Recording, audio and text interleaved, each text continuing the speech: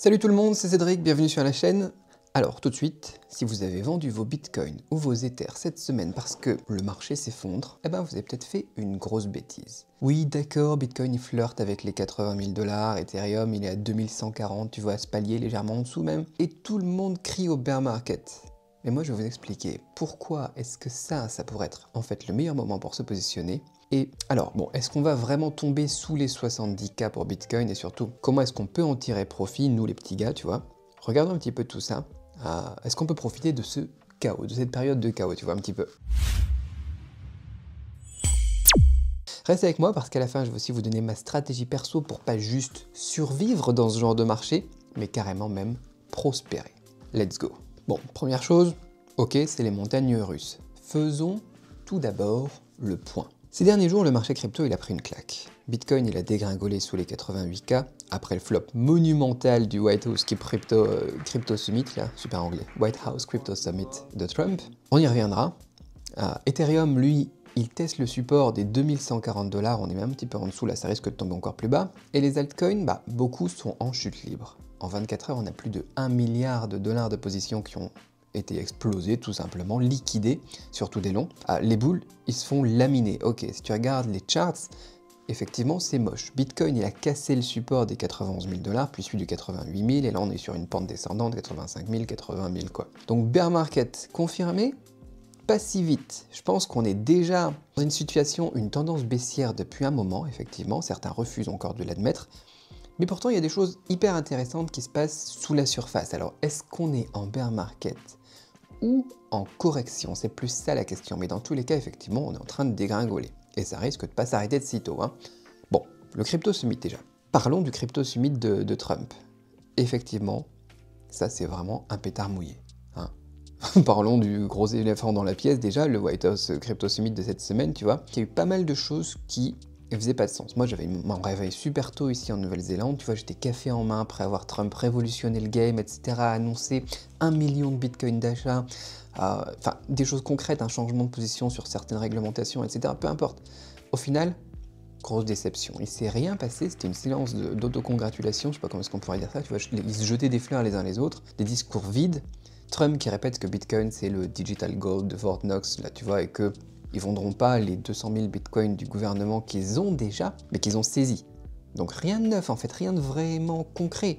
Pire encore, t'as le président de la FIFA, tu vois, qui était là, aucune idée de ce qu'il foutait dans un sommet crypto, mais tu vois, avec son passé de scandale financier, des trucs comme ça, tu vois, money laundering, comment ça s'appelle en français, lavage d'argent sale, des pots de vin, corruption, enfin tu vois, ce genre de situation, tu vois, ça sentait le shitcoin foireux à plein nez. Qu'est-ce qu'il foutait là dans un événement qui était censé être un événement crypto étatique, tu vois, un vrai truc, un truc sérieux, quoi. Et lui, il est là, il annonce son shitcoin, un coin pour la FIFA, quoi, tu vois. Donc effectivement, c'est pas étonnant aussi que Bitcoin, il chute. À la fois, t'as pas vraiment de vraie news, et la seule vraie news, c'est un shitcoin pour la FIFA, quoi. Enfin, c'est un altcoin, un token, un meme coin pour la FIFA, quoi. Ça fait pas de sens, effectivement. Donc c'est sûr que les gens qui étaient juste avant que ça commence, tu vois, en se disant sur Twitter, ouais, on va remonter facile aux 100K, tu vois, etc., ils ont vite déchanté, en fait. Moi, j'étais sur Twitter juste avant, je regardais des gens en live, je regardais des gens commenter, les gens tweeter, etc.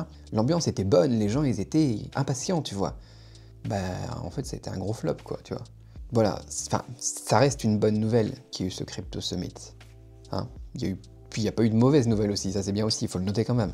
Il n'y a pas eu de nouvelle régulation négative, il n'y a pas eu de chaos immédiat, le Bitcoin est remonté juste derrière, tu vois, on respire pour l'instant.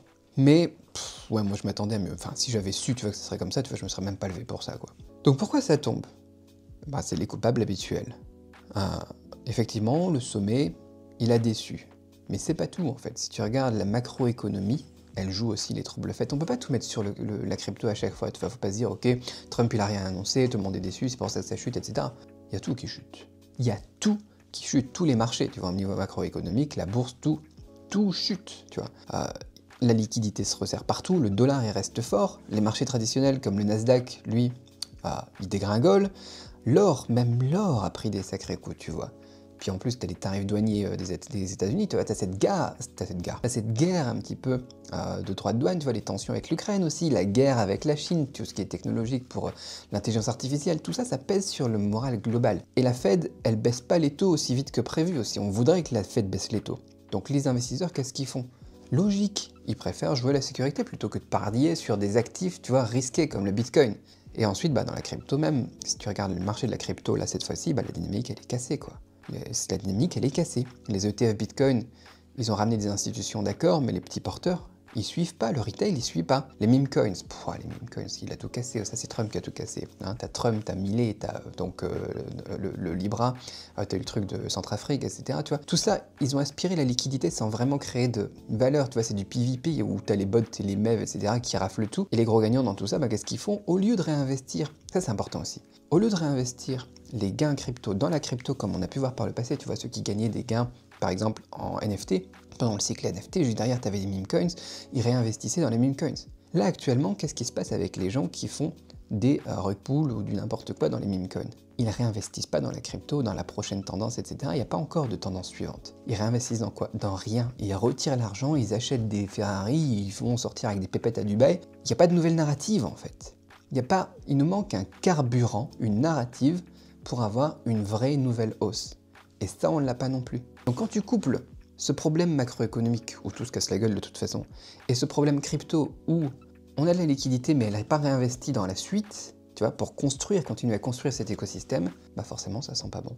Forcément, c'est pas bien, quoi. On a eu une période où, effectivement, on avait les agents AI, les choses comme ça, qui récupéraient un petit peu le flambeau, tu vois. Mais là, il n'y a plus, il y a pas. Les gens, ils retirent l'argent, et ils retirent...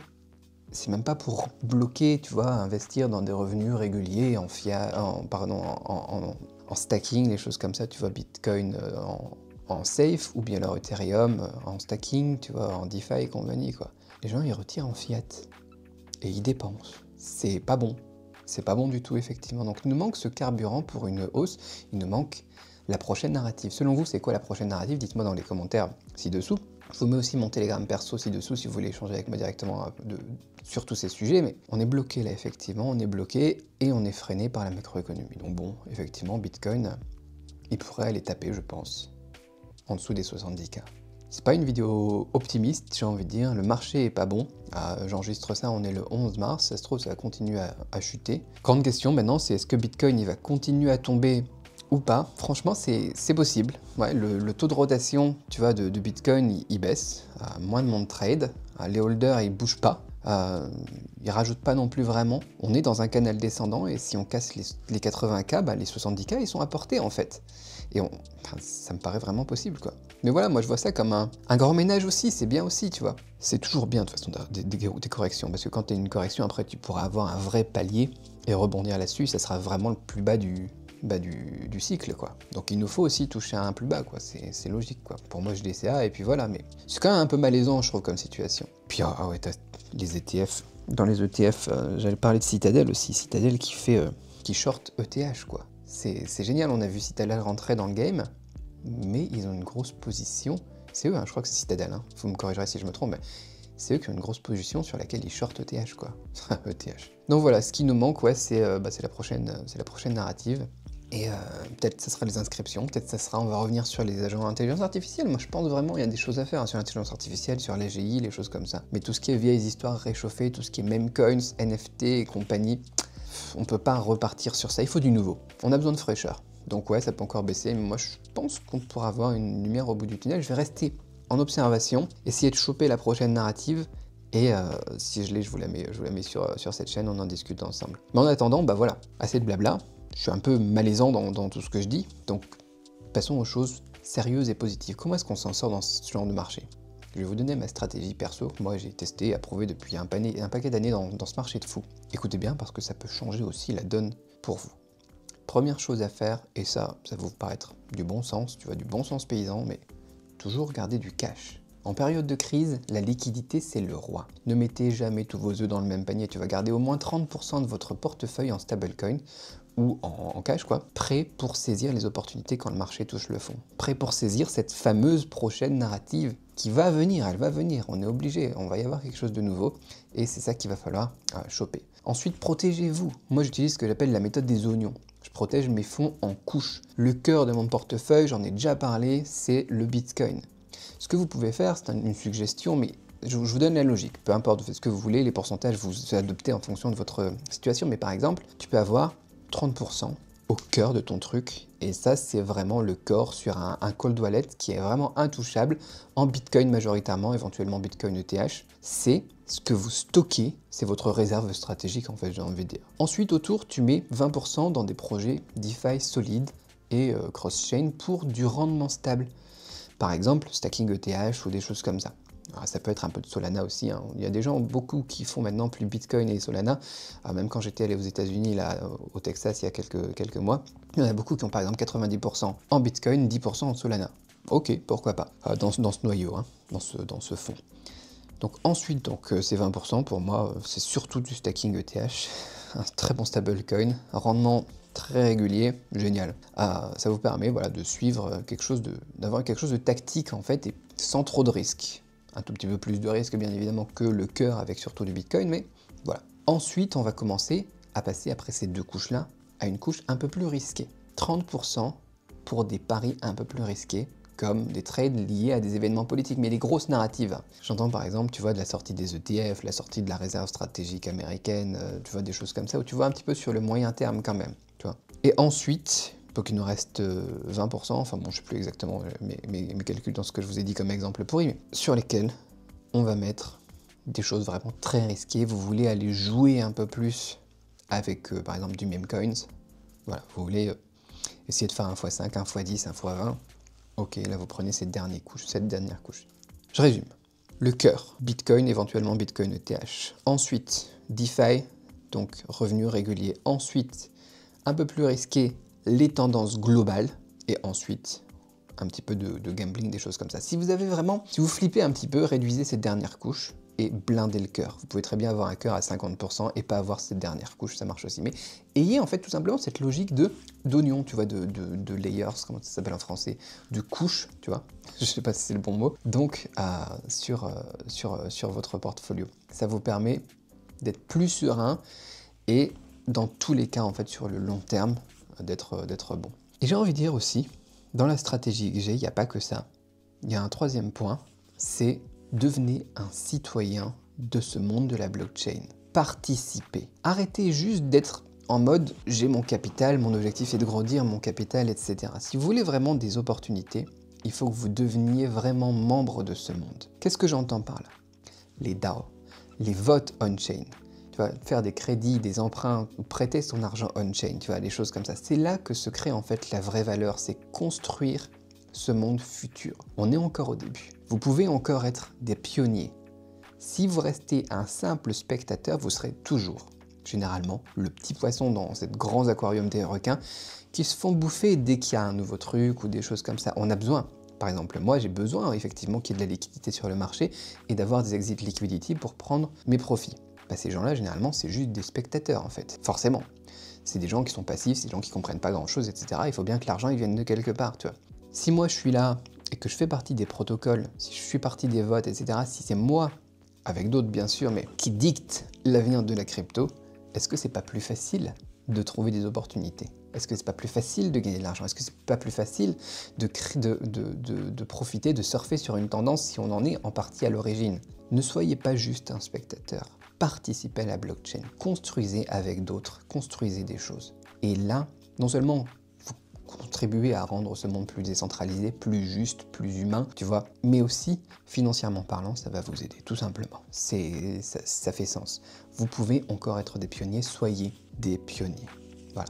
Donc ça, adapté au fait de protéger votre patrimoine et surveiller les narratives, je pense que c'est ce qui vous permettra de pouvoir sauter, tu vois, sur le train en marche, de pouvoir surfer sur la vague, ou je sais pas c'est quoi la métaphore, quand elle se présente, quand l'opportunité est là, vous êtes prête. Vous êtes prêts. C'est dur aujourd'hui. Donc en résumé, ouais, le marché il fait peur en ce moment.